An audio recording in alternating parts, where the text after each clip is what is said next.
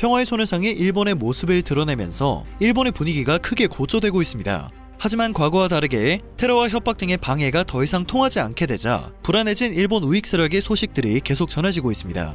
현재 소녀상을 두고 나고야에서 일어나고 있는 일본의 갈등 상황을 정리해봤는데요. 그동안 전시를 방해받다 보니 화가 단단히 났던 한 시민단체에서 너네 과거 행패 그냥 전시장에 걸어놓을게 라는 모습도 연출되며 우익들이 부들대는 모습을 보이고 있습니다.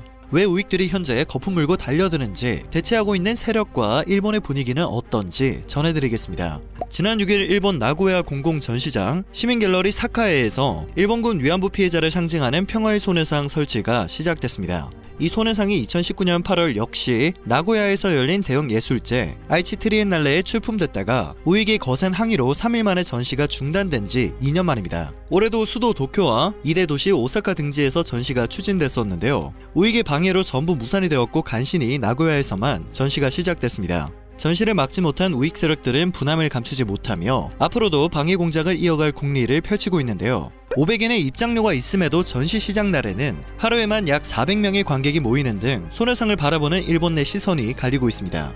전시장에는 안세홍 작가가 촬영한 일본군 위안부 피해자의 사진도 등장해 눈길을 끌었는데요. 안 작가는 태평양 전쟁에 동원됐지만 전쟁이 끝난 뒤 조국으로 돌아가지 못한 조선인 위안부 피해자와 동티모르, 필리핀, 인도네시아 등의 피해자 모습을 카메라에 담았습니다.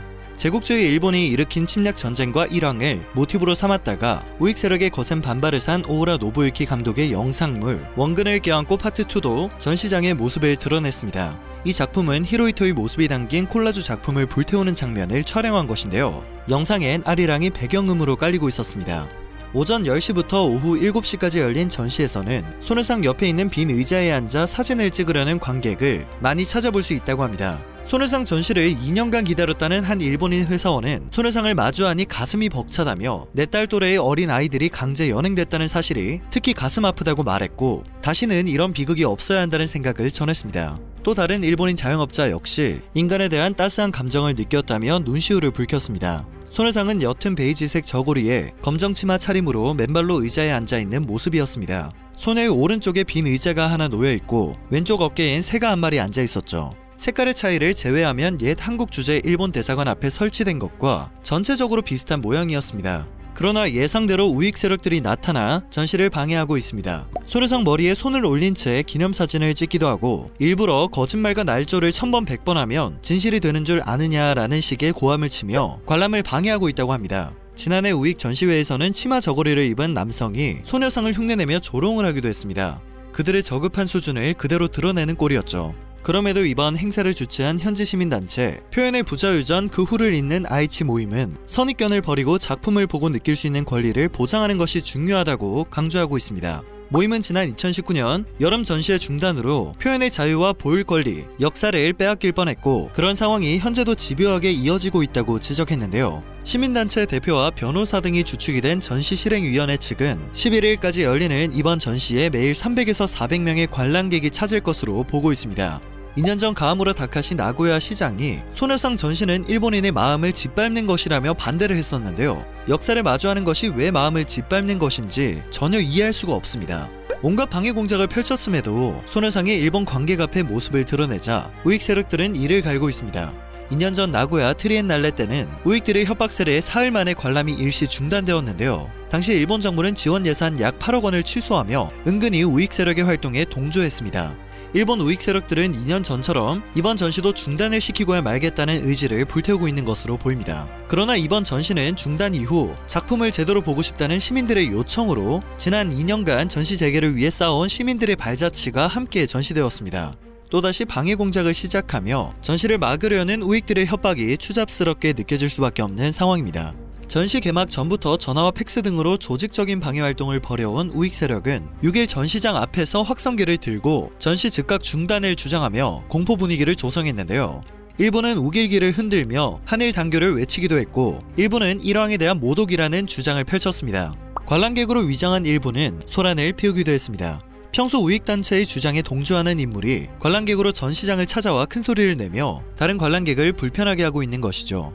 이는 안전상의 우려를 일으켜 전시회를 중단시키려는 시도로 해석되고 있습니다. 제1한국인 특권을 용납하지 않는 시민 모임 출신이 주도하는 우익 시민단체는 평화의 소녀상이 있는 전시장 8층 바로 옆 공간에서 9일부터 맞불 전시를 열겠다는 예고를 한 상태입니다. 이에 따라 전시실행위원회 측은 혹시 모를 충돌에 대비해 가벽을 세우고 관람객의 동선이 겹치지 않도록 엘리베이터도 따로 지정해둔 상태이며, 자유로운 분위기를 말살하려는 행위는 민주사회에서 허용되어서는 안 된다고 생각한다는 입장을 밝혔는데요. 지금껏 우익들이 행동해온 자치를 되돌아봤을 때 그들의 방해는 예정대로 진행될 것으로 예상됩니다.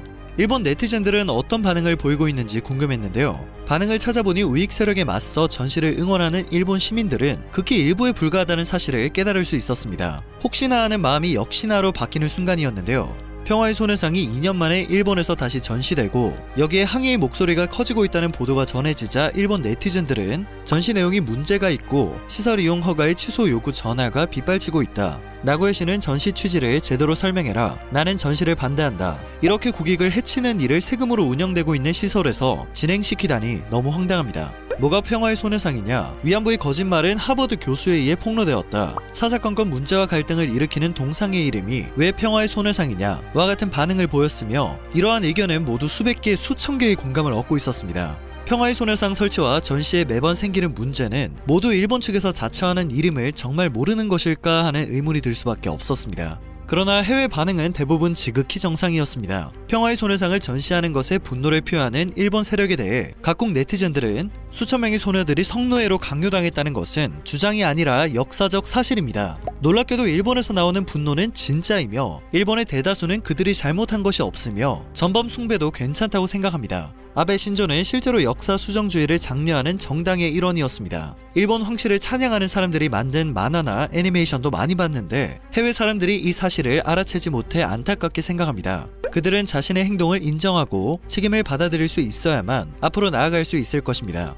일본이 저지른 잔인한 범죄를 감안할 때 그들은 정말로 닥쳐야 합니다. 와 같은 반응을 보이고 있습니다. 현재 일본 우익 세력들은 역사 수정주의로 무장하고 있습니다. 해외 반응에서도 알 수 있었듯 이미 정설로 굳어진 일본의 전쟁 범죄를 부정하는 극우적 역사관이 이들의 의식을 지배하고 있는 것인데요. 역사 수정주의로 무장한 이들이 위안부 범죄를 부인하고 소녀상 활동을 방해한다는 것은 이들의 목표가 일본의 전쟁 범죄를 부인하는 데 있음을 알려줍니다. 그러나 그들의 바람과 달리 위안부 소녀상은 단순히 조형물의 차원을 넘어 역사적 의미를 갖는 살아있는 생명체의 단계에 진입해 있다는 평가를 받고 있습니다. 소녀상이 표상하는 의미가 한두 마디로 표현될 수 있는 단계를 이미 넘어섰다는 평가입니다.